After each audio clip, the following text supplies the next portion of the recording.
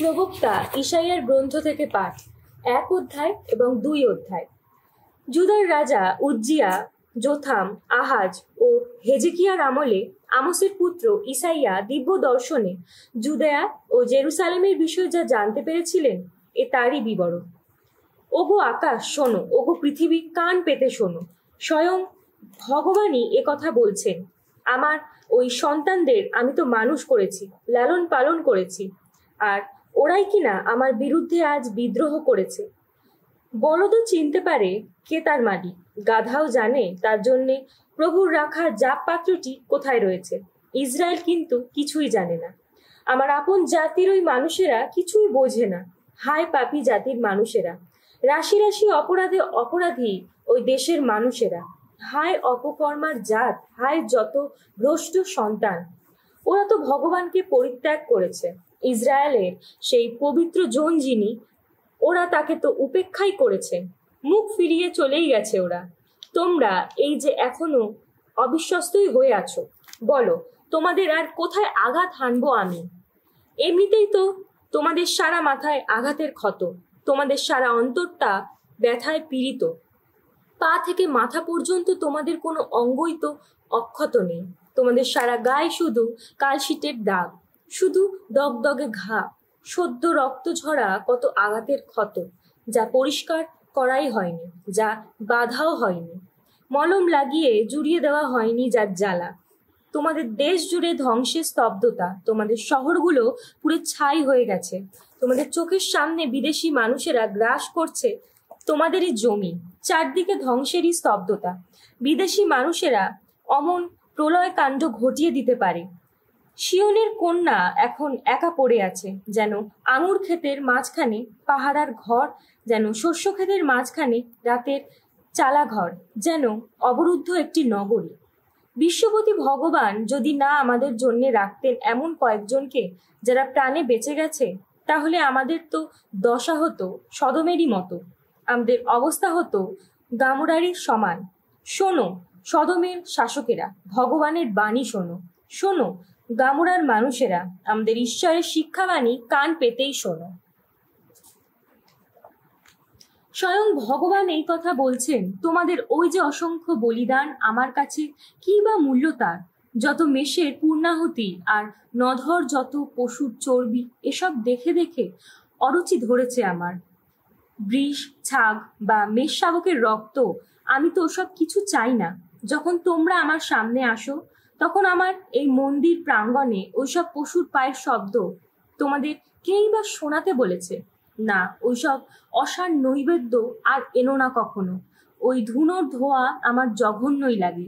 কিংবা সেই অমাবস্যার বিশ্রামবার পালন, ওইসব ধর্ম সম্মেলনের অনুষ্ঠান, একই সঙ্গে যত মহাপর্ব পালন করা আর অনাচার করা, না, তা আমি কিছুতেই সইতে পারছি না। তোমাদের অমাবস্যার অনুষ্ঠান, তোমাদের যত পর্বীয় সমাবেশ, ওসব তো মনে প্রাণেই ঘৃণা করি আমি। ওসব তো আমার কাছে দুঃসহ বোঝারই সমান। আর সেই বোঝা বয়ে বয়ে আজ পরিশ্রান্ত আমি। তোমরা যখন আমার দিকে বাড়াও দুহাত, আমি তখন চোখ বুজেই থাকি। না, তোমরা যতই ডাকো শুনবো না আমি। দেখছো না তোমাদের হাত দুটো কেমন রক্তের মাখামাখি হয়ে আছে? সব ধুয়ে ফেলো, নিজেদের নির্মল করে তোলো। তোমাদের ওই যত অপকর্ম আমাকে আর যেন দেখতে না হয়। তোমরা অসৎ কাজ আর করো না, বরং সৎ কাজ করতেই শেখো। কোথায় ন্যায়ের পথ, তারই খোঁজ করো। নিপীড়ককে উচিত শিক্ষা দাও। তোমরা অনাথকে তার ন্যায্য অধিকার দাও। বিধবার পক্ষ সমর্থন করো। ভগবান বলছেন, এসো বরং ব্যাপারটা নিয়ে কথা বলা যাক।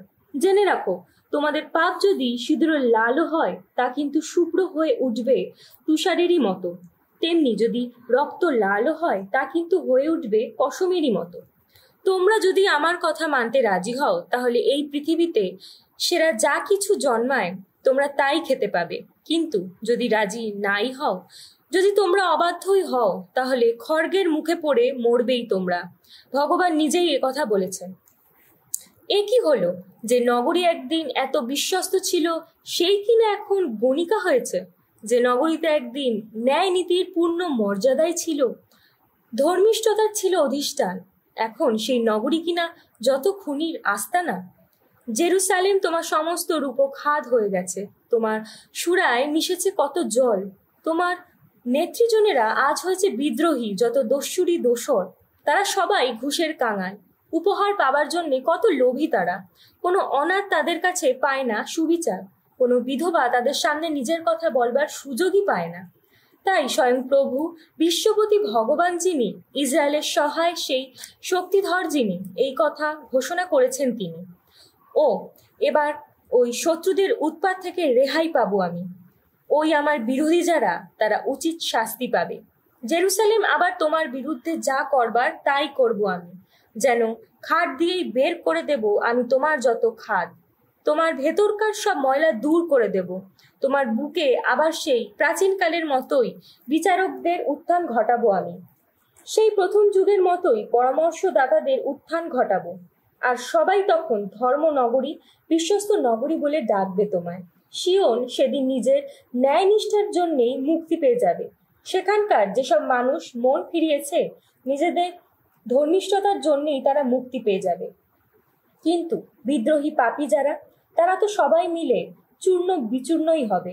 যারা ভগবানকে পরিত্যাগ করেছে, নিশ্চিহ্নই হয়ে যাবে তারা। তোমাদের কাছে যে তারপিন গাছগুলির এত কদর ছিল, সেগুলিকে দেখে তোমরা তো তখন লজ্জাই পাবে।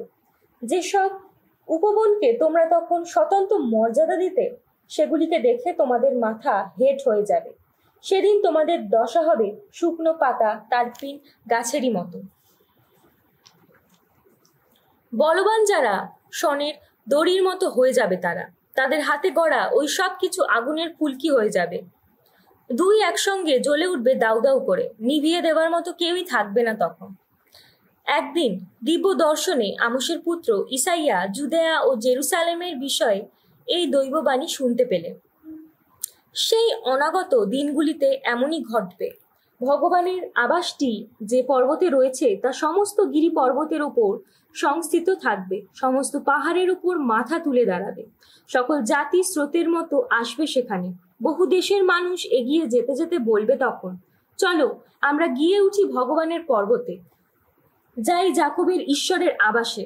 তাহলেই তিনি তার আপন মার্গে আমাদের দীক্ষিত করবে, আর আমরাও তার সেই পথ ধরেই এগিয়ে চলব। কেননা সেদিন সিয়ন থেকেই তো ঘোষিত হবে সেই শিক্ষা বাণী, জেরুসালেম থেকে স্বয়ং ভগবানেরই বাণী। জাতিতে জাতিতে বিরোধের বিচার করবেন তিনি, বহু দেশের বিবাদ তিনি মিটিয়ে দেবেন।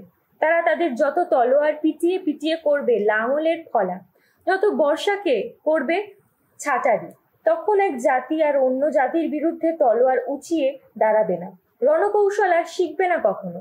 ওগো জাকব বংশ, এখন এসো আমার পথ চলি ভগবানের আলোয়। ওগো ভগবান, তোমার এই জাতির মানুষকে, জাকব বংশেরই মানুষকে একলা ফেলে চলে গেছো তুমি। কেননা প্রাচ্যের যত অনাচারে ভরে আছে তাদের জীবন। ফিলিস্তিনদের মতোই মানুষের ভাগ্য গণনা করে তারা বিজাতীয়দের হাতে তালুর চাপড় দিয়ে কত চুক্তি করে তারা। তাদের দেশে এখন কত রূপ, কত সোনা, তাদের ধন সম্পদের সীমাই নেই। তাদের দেশে আবার কত ঘোড়া, তাদের রথের সংখ্যার শেষ নেই। তাদের দেশে কত অসার দেব মূর্তি, যা নিজেদেরই হাতে গড়া, নিজেদেরই আঙুল দিয়ে গেঁথে তোলা। তারা কিনা তেমন সব জিনিসেরই সামনে প্রণত হয়ে থাকে। মানুষকে কিন্তু নত করা হবে, সকলেরই মাথা হেট করে দেওয়া হবে, তারা যেন তাদের ক্ষমা না পায়। শৈলের গহ্বরে গিয়ে ঢুকে পড়ো তুমি, মাটির গভীরে গিয়ে লুটিয়ে পড়ো তুমি, যাতে তোমাকে ভগবানের ভয়ঙ্কর সান্নিধ্যে, তার মাহাত্ম্যের দীপ্তিময় সান্নিধ্যে দাঁড়াতে না হয়। মানুষের গর্বিত দৃষ্টিতে নমিত করা হবে, দাম্ভিক মানুষকে নত করা হবে। সেদিন ভগবানই শুধু মহান থাকবেন। বিশ্বপতি ভগবান তো এমন একটি দিন নির্ধারণ করে রেখেছেন, যখন যা কিছু উত্তঙ্গ উচ্চস্থানে যা কিছু রয়েছে তা সবই নমিত করা হবে। যখন নেবালনের ওই যত উচ্চ শির, শতুঙ্গ, এরস আর বাসানের ওই যত ওক গাছ, উন্নত শির যত গিরিমালা আর উচ্চ শিখর যত পাহাড় পর্বত, যত উঁচু উঁচু বুরুজ আর শক্ত যত দুর্গ প্রাকার, তারশিসের সমস্ত জাহাজ, তার সুদৃশ্য যত জলযান, সবকিছুরই মর্যাদা নস্যাৎ করা হবে। হ্যাঁ, সেদিন মানুষের যত গর্ব খর্ব করা হবে, দাম্ভিক মানুষের মাথা হেট করা হবে। সেদিন ভগবানই শুধু মহান থাকবে। ওই সব অসাধ দেবমূর্তি তখন নিঃশ্বাসে নিশ্চিহ্ন হয়ে যাবে। সেদিন যখন ভগবান এই পৃথিবীকে কাঁপিয়ে তুলে উঠে দাঁড়াবেন, সকলেই তখন শৈল গুহায় গুহায় মাটির গর্তে গর্তে গিয়ে আশ্রয় নেবে, যাতে তার ভয়ঙ্কর সান্নিধ্যে, তার মাহাত্ম্যের দীপ্তিময় সান্নিধ্যে তাদের দাঁড়াতে না হয়। পূজা করবে বলে রূপা বা সোনার যেসব অসার দেবমূর্তি তারা তৈরি করেছিল, সেদিন সবই তারা ছুঁচো আর বাদুরেরই কাছে ফেলে দিয়ে যাবে। যখন ভগবান এই পৃথিবীকে কাঁপিয়ে তুলে উঠে দাঁড়াবেন, তখন গিরিগর্তে খাড়া পাহাড়ের ফাটলে ফাটলে গিয়ে আশ্রয় নেবে তারা, যাতে তার ভয়ঙ্কর সান্নিধ্যে, তার মাহাত্ম্যের দীপ্তিময় সান্নিধ্যে তাদের দাঁড়াতে না হয়। মানুষের ওপর আর আস্থা রেখো না, তার নাসারন্ধে ওইটুকু নিঃশ্বাসিত আছে, কি বা মূল্য তার? প্রজ্ঞা পুস্তক থেকে পাঠ, 13 অধ্যায়, 1 থেকে 9 অধ্যায়। প্রাকৃতিক যত শক্তির উপাসনা সম্বন্ধে, ঈশ্বরের সম্বন্ধে অজ্ঞ যারা, জন্ম মূর্খ তারা সকলেই। চোখের সামনে যত ভালো কিছু আছে তা দেখেও তারা তো সেই যিনি আছেন তাকে চিনতেই পারেনি। কর্মকীর্তি লক্ষ্য করেও সেই মহাকারিগরের আপন পরিচয় পায়নি তো তারা। ওই যে অগ্নি, বায়ু কিংবা ক্ষিপ্র বাতাস, নক্ষত্রমণ্ডল, মত্ত জলরাশি কিংবা আকাশে জ্যোতিষ্ক যত, তাদের চোখে ওইসব কিছু বিশ্ববিধায়ক দেবতাই ছিল। তারা যদি সৌন্দর্যে মুগ্ধ হয়ে ওইসব কিছু দেবতা ভেবে থাকে, তাহলে এখন জানুক তারা ওইসব কিছুর কর্তৃত্ব যার হাতে, তুলনায় তিনি কত মহত্তর। কেননা সৌন্দর্যের জনক যিনি, তিনিই ওগুলোকে সৃষ্টি করেছেন। কিংবা তারা যদি ওইসব কিছুর শক্তি বা কর্মক্ষমতায় স্তম্ভিত হয়ে ওগুলোকে দেবতা ভেবে থাকে, তাহলে ওগুলোকে দেখেই এখন বুঝুক তারা ওগুলির উপকার যিনি, তুলনায় তিনি কত শক্তিশালী। কেননা সৃষ্টি যা কিছু তার মহত্ব সৌন্দর্য থেকে অনুমান করেন। আমরা সাদৃশ্যের পথ ধরে ওইসব কিছুর প্রণেতাকেই ধ্যান করে থাকি। ওইসব লোক কিন্তু তেমন নিন্দার যোগ্য নয়, কেননা ওরা হয়তো ঈশ্বরকে খুঁজতে গিয়েই তার সন্ধান পাবার চেষ্টা করে পথ হারিয়েছে। তার কর্মকীর্তির মাঝখানে থেকে সবকিছু তন্ন তন্ন করে দেখে নিচ্ছে ওরা। চোখে যা দেখেছে তাতেই শুধু আস্থা রাখছে ওরা। কেননা এই দৃশ্য চরাচর যে বড়ই সুন্দর, তাই বলে ওরা যে ক্ষমারই যোগ্য তাও কিন্তু নয়। কেননা এই জগতের মর্মরূপ খুঁজতে পারার মতো এতখানি জ্ঞান ওরা পেয়েছে যখন, তখন ওই সবের অধিকর্তা যিনি, তার সন্ধান পেতে কেনই বা ওদের এত দেরি হবে? সাধু লুক রচিত মঙ্গল সমাচার 21 অধ্যায় 1 থেকে 19 পদ। যিশু এক সময় চোখ তুলে তাকাতেই দেখতে পেলেন ধনীরা মন্দিরের কোষাগারের বাক্সে তাদের প্রণামী দিয়ে যাচ্ছে। এও দেখতে পেলেন এক দরিদ্র বিধবা সেখানে দিচ্ছে ছোট্ট 2টি মুদ্রা। তখন তিনি বললেন, আমি তোমাদের সত্যিই বলছি, ওই গরিব বিধবা কিন্তু অন্যান্য সকলের চেয়ে বেশি দিয়েছে। ওরা তো সকলেই প্রণামীর বাক্সে ওদের বাড়তি সম্পদের অংশটুকুই দিয়ে গেল। ও কিন্তু ওর এত অভাব থাকতেও ওর জীবনের যা কিছু সম্বল সবই দিয়ে গেছে। পরে এক সময় কয়েকজন যখন বলছিলেন যে কেমন সব সুন্দর পাথরে আর মানত দেওয়া নানা জিনিসে মন্দিরটি সাজানো রয়েছে, তখন যিশু বললেন, তোমরা এই যে সব জিনিস আজ মুগ্ধ হয়ে দেখছো, এমন এক সময় আসবে যখন একটা পাথরের উপর আর একটা পাথরও এখানে থাকতে দেওয়া হবে না, সবই সেদিন ধুলোয় লুটিয়ে দেওয়া হবে। তারা যিশুকে জিজ্ঞাসা করলেন, ওই সব ঘটনা কবে ঘটবে গুরু? কোনো লক্ষণ দেখেই বা বুঝবো সব কিছু ঘটতে চলেছে? তিনি উত্তর দিলেন, শোনো, সতর্ক থেকো তোমরা, কারো কথায় ভুলো না যেন। কেননা আমার নাম নিয়ে অনেকেই তো আসবে আর বলবে আমিই তিনি, কিংবা বলবে সময় এগিয়ে এসেছে। তোমরা কিন্তু তাদের পিছু পিছু যেও না যেন।